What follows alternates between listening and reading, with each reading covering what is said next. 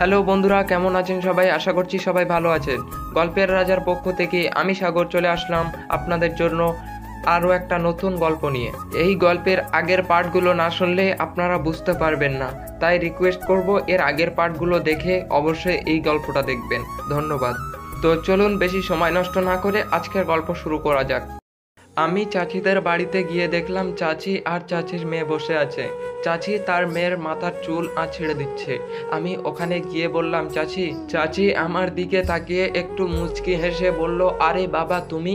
আমি বললাম, হ্যাঁ চাচি। চাচি আমাকে বলল, তুমি কখন এসেছো? আমি তোমার ওখানে গিয়েছিলাম কিন্তু তোমাকে দেখতে পাইনি, তাই আমি চলে এসেছি। আমি বললাম, এই তো মাত্র এসেছি, এসে মাত্র তোমার কাছে চলে এলাম।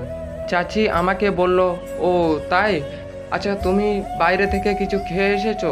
আমি বললাম, না চাচি, আমি সেই দুপুরে কিছু খেয়েছিলাম, এখন আর কিছু খাইনি, ভাবছি একটু পর বাইরে গিয়ে খেয়ে নেব। চাচি আমাকে বলল, তোমার বাইরে যেতে হবে না, তুমি ঘরে যাও, আমি তোমার জন্য খাবার নিয়ে আসছি। আমি বললাম, কি বলো চাচি, আমি তো বাইরে গিয়ে খেয়ে আসতে পারবো। চাচি আমাকে বলল, তোমাকে যেটা বলেছি সেটা করো। আমি বললাম, চাচি আমি রুমে যাচ্ছি। চাচি আমাকে বলল, হ্যাঁ যাও, আমি একটু পর আসছি। আমি আর কিছু না বলে ওখান থেকে বেরিয়ে আসতে লাগলাম। কিছু দূর এসে একটা জিনিস ভাবছি আর মনে মনে হাসছি। আপনারা ভাবছেন কেন? তো চলুন আপনাদেরকে শুনিয়ে দেই। আমি যখন চাচিদের বাড়িতে গিয়েছিলাম তখন চাচি আর চাচির মেয়ে বসেছিল। আমি যাওয়ার কিছুক্ষণ পর সাথে সাথে চাচির মেয়ে উঠে চলে গেল। আমি ভেবেছি হয়তো রুমে চলে গেছে, কিন্তু না, আমি আর চোখে তাকিয়ে দেখছিলাম সে বারান্দায় দাঁড়িয়ে আমাদের দিকে দেখছিল। এইটা ভেবে আমার হাসি লাগছিল।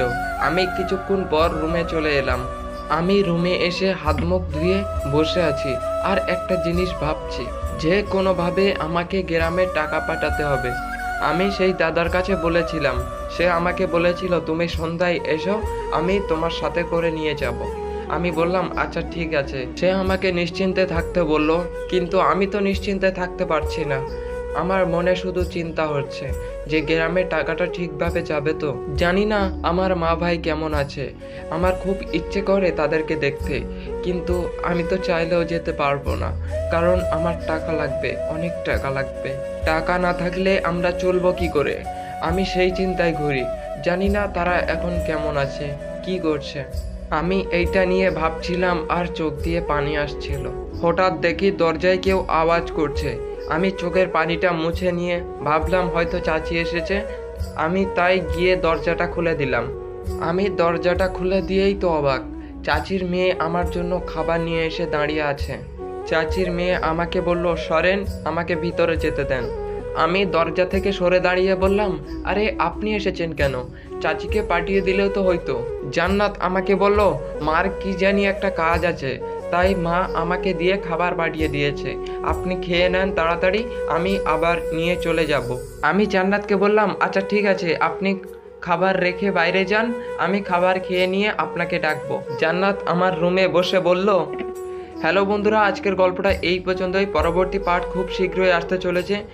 আর গল্পটা কেমন লেগেছে অবশ্যই কমেন্ট করে জানাবেন। আর এই গল্পটা একটা ভাইয়া আমাদের কাছে পাঠিয়েছে। অবশ্যই আপনাদের কাছে যদি এরকম কোনো গল্প থেকে থাকে অবশ্যই আমাদের সাথে যোগাযোগ করতে পারেন। ডিসক্রিপশানে ফোন নাম্বার এবং লিঙ্ক দেওয়া রয়েছে, আপনারা চাইলেই যোগাযোগ করতে পারবেন। তবে আপনাদের কাছে ছোট্ট একটা রিকোয়েস্ট, কেউ উল্টাপাল্টা কোনো মেসেজ করবেন না। ধন্যবাদ।